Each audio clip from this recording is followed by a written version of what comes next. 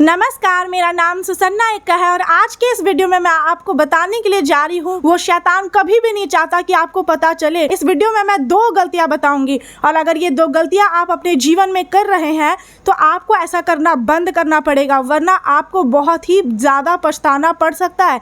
तो इसीलिए ऐसा ना हो तो आप इस वीडियो को पूरा अंत तक देखिएगा। आप मेरे चैनल पर पहली बार आए हैं तो ज़रूर सब्सक्राइब करें और मेरी मदद करें परमेश्वर के वचन को ज़्यादा से ज़्यादा लोगों तक पहुँचाने में है। चलिए इस वीडियो को शुरू करते हैं।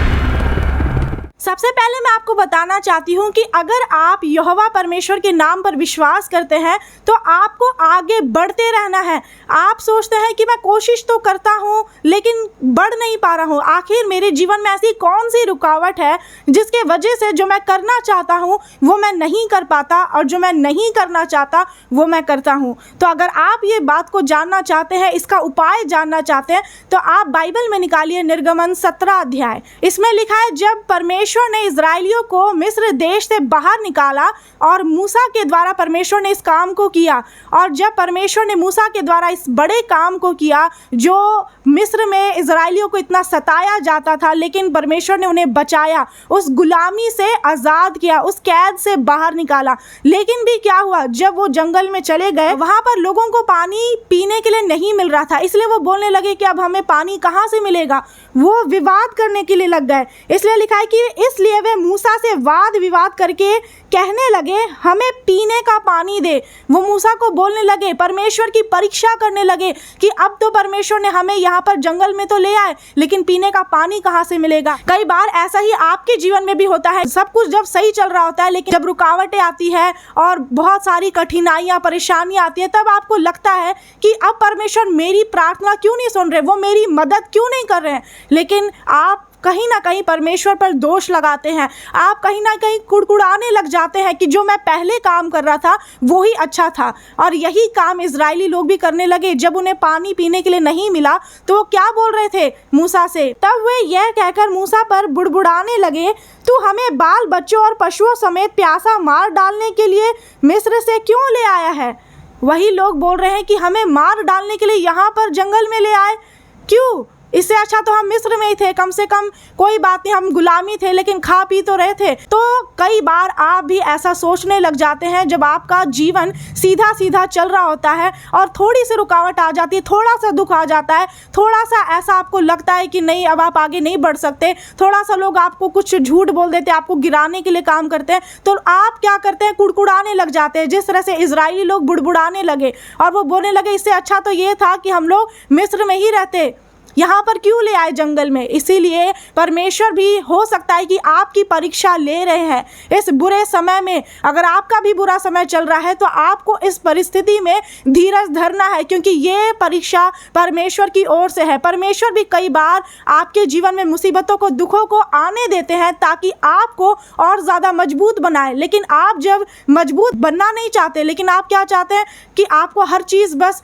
बिना मांगे ही मिल जाए, आपकी ज़रूरतें की चीज़ें मिलती जाए, लेकिन ऐसा नहीं होगा, क्योंकि कई बार ऐसा समस्याएं आएंगी जब आपको शैतान ये दिखाना चाहेगा कि जो आप पहले अपने अतीत में कर रहे थे वो ज़्यादा अच्छा था। वो काम कुछ भी हो सकता है कि आप पहले बहुत ज़्यादा बातें करते होंगे लोगों से, और इसीलिए शैतान आपको बहकाएगा, आपको भरमाएगा कि आप जो पहले लोगों से इतना बातचीत करते थे, आपके इतने सारे दोस्त थे, आज आपके दोस्त एक भी नहीं है।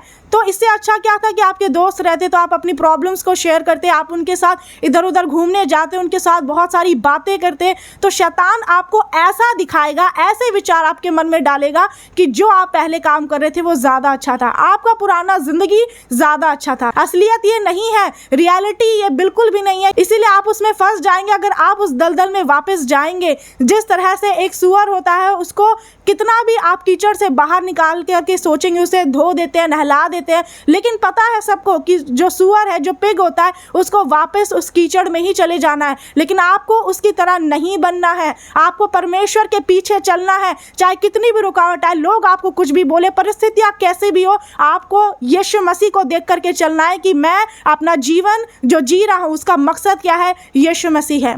और इसीलिए जब आप यीशु मसीह को देख करके चलते हैं तो आपको पता है कि आपको क्या करना है, क्या बोलना है, क्या नहीं बोलना है। आपको जीवन में समझ आ जाता है कि कैसा अपना चाल चलन बना करके रखना है। बहुत सारे लोग जैसे पहले मेकअप करते थे और अब नहीं करते हैं, या फिर हो सकता है कि आप पहले अच्छा कपड़ा पहनते होंगे, बहुत ज़्यादा स्टाइलिश वाला, अभी नहीं पहनते। पहले डांस करते होंगे, अच्छा बॉलीवुड या हॉलीवुड जो भी सॉन्ग्स गाते होंगे जो संसारिक होता है, लेकिन अभी वो नहीं गाते। लेकिन कई बार शैतान आपको इसके लिए भरमा सकता है कि आपकी आवाज़ इतनी अच्छी है, आप इतने सुंदर दिखते हैं, तो क्यों ना आप उन्हीं कामों को करें, उन्हीं ज़िंदगी में वापस लौट जाए जैसे आप पहले थे। लेकिन ये गलती आपको बिल्कुल भी नहीं करना है। अगर आप ये गलती कर रहे हैं, हो सकता है कि आप अभी इसी दलदल में फंस चुके हैं जिसमें फंसने के लिए परमेश्वर ने मना किया था। इजराइली भी कुड़कुड़ा रहे थे। हो सकता है आप भी कई बार प्रार्थना में आप भी बोलते होंगे कि परमेश्वर, मैं पहले जैसा था वही ज़्यादा ठीक था। आप आपस में लोगों से बात करते होंगे, हाँ पहले वाला समय ज़्यादा अच्छा था, ज़्यादा बेहतर था,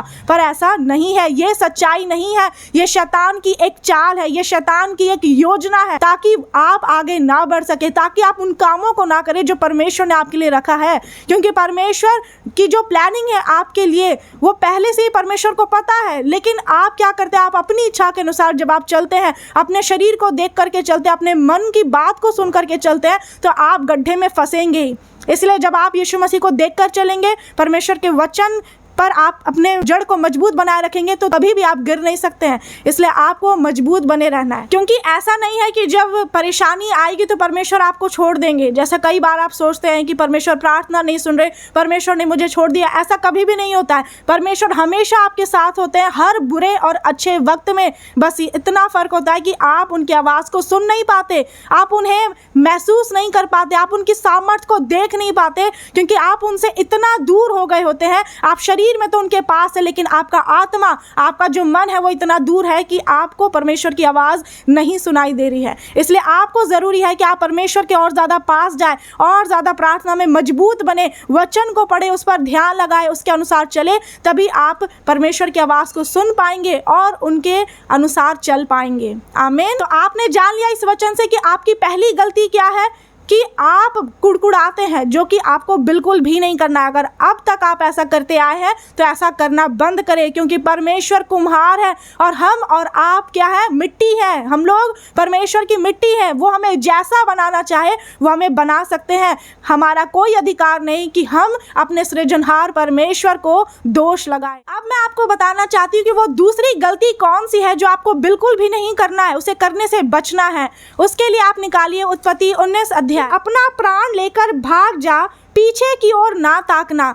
ये वचन किस बात की गई है यहाँ पर? जब पुराने नियम में लूत और उनकी पत्नी और उनके परिवार के साथ परमेश्वर ने कहा कि बाहर निकल जाना, क्योंकि जो सदोम और अमोरा देश है, ये जो जगह है, उसे परमेश्वर नष्ट करने को थे, वो भी आग बरसा करके। तो परमेश्वर अपने लोग को बचा लेते हैं, भले ही जो बाकी लोग हैं उनको उनके कामों की सज़ा मिली, क्योंकि परमेश्वर तो न्याय करता परमेश्वर है। जो आज आप काम कर रहे हैं उसका प्रतिफल आपको 100% मिलेगा। स्वर्ग में तो न्याय हो गई, साथ ही इस धरती में भी न्याय होता है। तो इसलिए मैं आपको बताना चाहती हूँ कि लूत के समय में क्या हुआ कि परमेश्वर ने कहा कि भाग जाओ वहां से और पीछे मुड़कर मत देखना, लेकिन यही गलती लूत की पत्नी ने कर दिया। आगे पढ़ेंगे क्या लिखा है। लूत की पत्नी ने जो उसके पीछे थी, दृष्टि फेर के पीछे की ओर देखा और वह नमक का खंबा बन गई। आपने जान लिया कि यहाँ पर क्या हुआ। परमेश्वर ने लूत और उनके पूरे परिवार से कहा था कि मैं तुम्हें बचाऊंगा और इस नगर को नष्ट करने पर हूँ, लेकिन लूत की पत्नी सोची कि नहीं, मैं थोड़ा पीछे देख लेती हूँ कि परमेश्वर इस जगह को कैसे नष्ट कर रहे हैं आग से। या फिर लूत की पत्नी ने सोचा कि मेरा सोना गहना, मेरा घर है, बहुत सारी चीजों को सोच करके लूत की पत्नी को जो मना किया गया था, परमेश्वर ने जो मना किया था पीछे मुड़ने के लिए, वो पीछे मुड़ गई। और जैसे ही वो पीछे मुड़ी, क्या हुआ कि लूत की पत्नी नमक का खंबा बन गई। वो एक ही जगह स्थिर हो गए, रुक गई, बिल्कुल स्टिल हो गई। इसका मतलब वो हिल डुल नहीं सकती थी और आज भी वो है, वो नमक का खंबा। अब आप सोच सकते हैं कि जो आज्ञा अगर परमेश्वर ने आपको दे दिया है कि हत्या नहीं करना, व्यभिचार नहीं करना, झूठ नहीं बोलना, तो आपको बिल्कुल नहीं करना है। आपको ये नहीं सोचना है कि नहीं मैं अच्छे के लिए इस काम को किया, मैंने अच्छे के लिए उसका मर्डर किया, मैंने अच्छे के लिए इस झूठ को बोला है। परमेश्वर ये नहीं देखेंगे। परमेश्वर आपके मन की बातों को तो भले ही जानते हैं, लेकिन वो न्यायकर्ता परमेश्वर है। और लूत की पत्नी की तरह अगर आप पीछे मुड़ते हैं तो आपको पता है कि आप भी नमक का खंबा बन सकते हैं। अब यहाँ पर पीछे मुड़ने का अर्थ क्या है कि आपको अपने अतीत की तरफ मुड़ करके नहीं देखना है, जैसे मैंने अभी बताया। और इसलिए दूसरी गलती आपकी यही है कि आप पीछे मुड़ करके देखते हैं।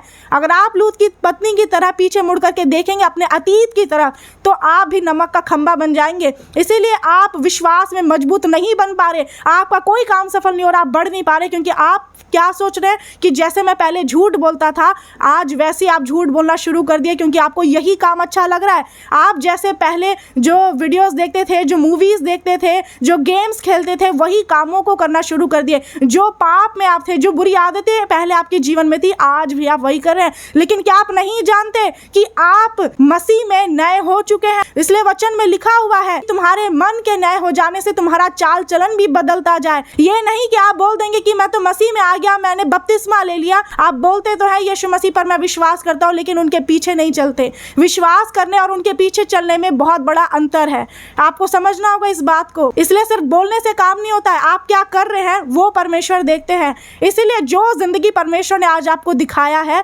वैसा जिंदगी के बारे में आप सोचिए। आप प्रेजेंट में जिए, आप परमेश्वर के वचन पर ध्यान लगाए, प्रार्थना करें। आप नहीं जानते कि दूसरा आगमन यीशु मसीह का कब हो जाएगा, और कहीं ऐसा ना हो कि आप पुराने ज़िंदगी में हमेशा बस पीछे मुड़ करके देखते रहे और आगे का समय इतना पास आ जाए यीशु मसीह का आगमन कि आपको मन फिराने के लिए, आपको अपने गलतियों के लिए पश्चाताप करने के लिए समय भी ना मिले। लेकिन आप तो इंसान हैं, आपको परमेश्वर ने अपने स्वरूप में बनाया है, आपको परमेश्वर ने बुद्धि दी है, परमेश्वर ने सब कुछ आपको दिया है जितनी आपको ज़रूरत है इस दुनिया में रहने के लिए। लेकिन भी आप उल्टा काम करते हैं। आप दलदल पर चल सकते हैं? नहीं चल सकते। आप एक ही पैर रखेंगे दलदल में, तो आप कीचड़ में पैर रखेंगे तो आप नीचे धंसते चले जाएंगे। आपका पैर जमीन में बिल्कुल घुस जाएगा, निकलना मुश्किल हो जाएगा जब तक कि परमेश्वर आपको ना निकाले। इसलिए मैं आपको बताना चाहती हूँ कि आप परमेश्वर की दया अगर आपके ऊपर है तो उसे भी आपको व्यर्थ में नहीं लेना है। आपको सच्चा पश्चाताप करना है और अपना पुराना जीवन बिल्कुल छोड़ देना है। आप पौलुस को देखिए, जो यीशु मसीह के चेले थे। पौलुस ने मसीह में रहकर कितना दुख उठाया। क्या ऐसे ही उन्होंने दुख उठा लिया? नहीं। पौलुस भी एक समय में शाऊल थे। शाऊल वही जो कि इजराइलियों को सताते थे, लेकिन भी परमेश्वर ने जब शाऊल को बदला, जब परमेश्वर यहोवा का आत्मा शाऊल के ऊपर बल से उतरा, वो बदल गए, वो नबूवत करने लगे, उनका चाल चलन बदल गया, उनका हृदय परिवर्तित हुआ। इसका मतलब क्या है? किसी का धर्म नहीं बदलता, जीवन बदलता है, मन बदलता है। परमेश्वर इस तरह से अद्भुत रीति से काम करते हैं। तो परमेश्वर ने शाऊल को चुना, तभी तो वो पौलुस बने, और इसीलिए फिर उन्होंने कितना दुख उठाया मसीह में रहकर। अगर पौलुस भी ये सोचते कि मैंने तो पहले इजराइलियों को इतना सताया था, तो अब मैं परमेश्वर का काम करने के लायक नहीं, मैं प्रचार करने के लायक नहीं, मैं उनकी आराधना, उनसे प्रार्थना करने के लायक नहीं, तो वो भी पीछे मुड़ करके देखता। लेकिन पौलुस ने कभी पीछे मुड़कर नहीं देखा। पौलुस आगे बढ़ते गया, क्योंकि उसे पता था कि यीशु मसीह ने उन्हें चुना है। आमीन। इसीलिए आपको अपनी बुलाहट को समझना है। आप अपना समय क्यों बर्बाद करें इस चीज़ को सोचने में कि वो क्या बोल रहा है, वो कैसे पहन रहा है, ओढ़ रहा है, वो कहाँ जा रहा है। आप दूसरों को देखना छोड़ दीजिए, अपने में ध्यान दीजिए कि आपको क्या करना है। तब जाकर के अगर दूसरे लोग भी गड्ढे में फंसे तो आप उन्हें उससे बाहर निकाल सकते हैं, लेकिन पहले खुद आपको गड्ढे से बाहर निकलना पड़ेगा। आप तभी दूसरों के लिए आशीष का कारण बन सकते हैं। और परमेश्वर का ये वचन आप लोगों तक पहुंचा है तो ये परमेश्वर की एक योजना है आपके लिए। वो आपको बचाना चाहते, वो आपसे प्रेम रखते हैं, इसलिए आपको उनके लिए जीना है, आपको यीशु मसीह के पीछे चलना है। आमीन। और इसलिए मैं लास्ट में एक बात बताना चाहती हूँ कि आप जितना पास्ट की तरफ जाएंगे, अपने अतीत की तरफ जाएंगे, आप पाप से उतना ही प्रेम रखेंगे, क्योंकि आपको वो जीवन ज्यादा अच्छा लगेगा। और इससे क्या होगा, जितना आप अतीत की तरफ जाएंगे तो आप घाटे में रहेंगे, आप कभी भी प्रॉफिट में नहीं रहेंगे। लेकिन जब आप अपने प्रेजेंट में जीते हैं और कल की भी चिंता नहीं करते, जो आप प्रेजेंट में कर रहे हैं उसका सोचते हैं, और बस अपना जो प्रार्थना करना, आराधना, जो परमेश्वर ने काम दिया है